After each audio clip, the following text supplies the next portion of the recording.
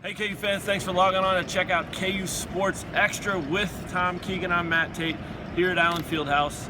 Ho-hum, another Saturday, another day, another Kansas win. What jumped out at you, Tom? 79-67 Kansas over Texas. Well, what jumped out at me was Devontae Graham just opened the game on fire. Their half-court press works great. It's a good tool as long as you don't overuse it, and himself will never overuse it. Or anything. Yeah, Graham again. Amazing first half, and then just doesn't shoot in the second half, and that's really kind of something he's done a lot. 6 times I've found games, I just did the research, where he just scores a ton in the first half and then facilitates in the second half. There's nothing wrong with it, it's just kind of puzzling.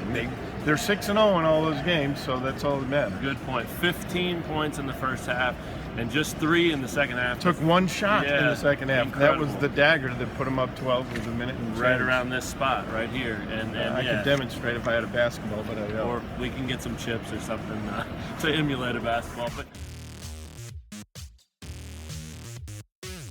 I thought KU's game plan was pretty good. Obviously, they came out with great energy. They had 4 or 5 steals early. They got that 14-2 lead, which really put Texas behind. I mean, Texas fought after that. As Shaka Smart said, they played them even. And you know, you don't get much for that, but they can build on that, and it shows you how competitive the game maybe was without that start. But I just thought Kansas's mindset, mentality, intensity, everything was where you want it to be, and I really, really, really liked the way they doubled the post. Jared Allen, big-time freshman for Texas, went off as it is, but a lot of that came on offensive rebounds. I thought with Jackson and Lucas doubling the post and just causing some problems early, it really played to Kansas's advantage and frustrated Texas.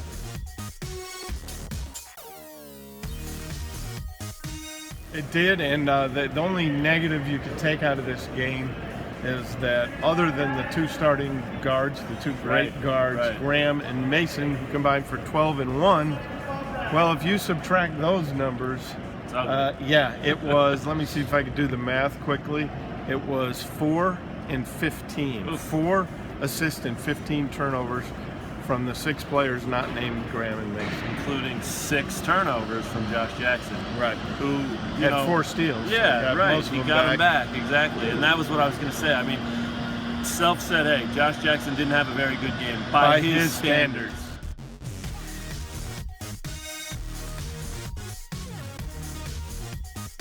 Very important words there, because for just about anybody else, this is a pretty good game. 15 points.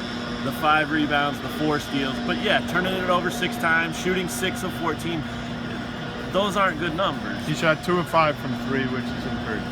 Huge. Shaka Smart called those 2 of the biggest shots in the game, for sure. This win is the 50th here inside this building in a row. It's the 18th in a row for this team, and it's the 7th in a row to open Big 12 play. Do you think this team qualifies as on a roll, or is there still more to come? Well, you know, there better be more to come. They better play better, because the stretch of the schedule coming up, 8-game stretch in which Kansas State, going to Kansas State, February 6th. is part of that. Yeah. Kansas State is not ranked, but 5 of the 8 games are games against teams currently ranked in the top 7. 2 against Baylor, 2 against West Virginia, and 1 against Kentucky. So those are 5, 6, and 7. Kentucky, Baylor, and West Virginia. Then you got that game at K-State in the mix there. So this is a brutal stretch of the schedule, and they will need to be a little better than they were today to get through that stretch, you know, winning a lot more than they lose.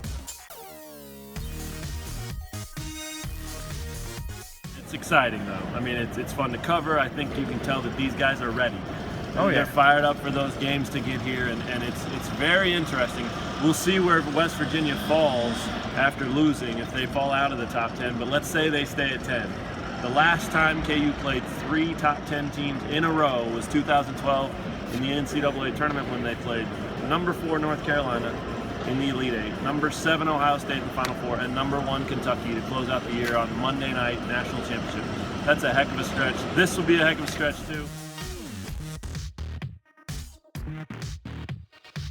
Tom Keegan, I'm Matt Tate. 79-67, Kansas over Texas to move to 18-1 overall and 7-0 in the Big 12. We'll talk to you guys soon on another KU Sports Extra.